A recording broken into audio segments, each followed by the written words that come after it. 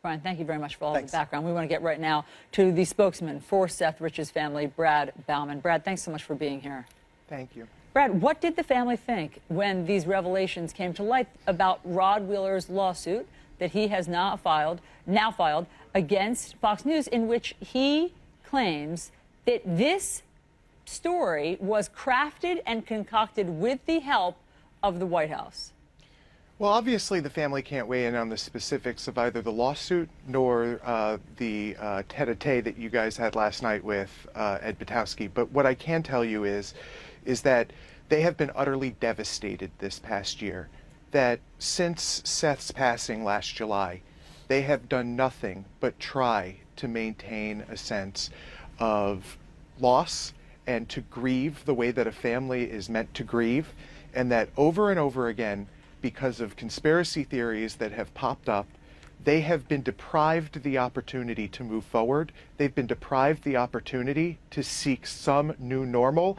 And frankly, they feel like the police have been deprived of the ability to actually prosecute this crime.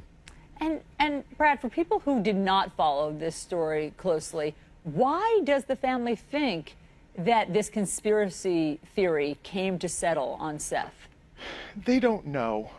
And they don't ask for this. The truth is that all of these folks want is to find the murderer or murderers that did this. They didn't ask to be in the middle of the media spotlight, and they are perplexed by the fact that anybody would use the murder of their son, a wonderful mid-20-something-year-old kid who moved to Washington, D.C. in order to make a difference in this world, and who was gunned down senselessly in the streets of Washington. It's just ridiculous.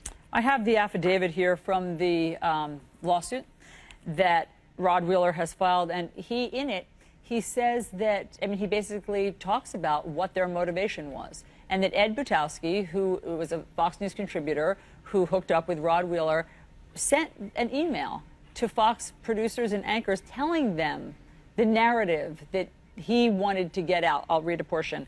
One of the big conclusions we need to draw from this is that the Russians did not hack our computer systems and steal emails. And there was no collusion, like Trump, with the Russians.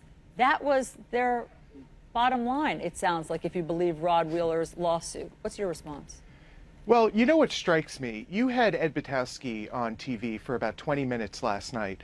And over the course of those 20 minutes, Ed Butowski had an opportunity to look the American people in the eye and the Seth Rich family in the eye and say, you know what?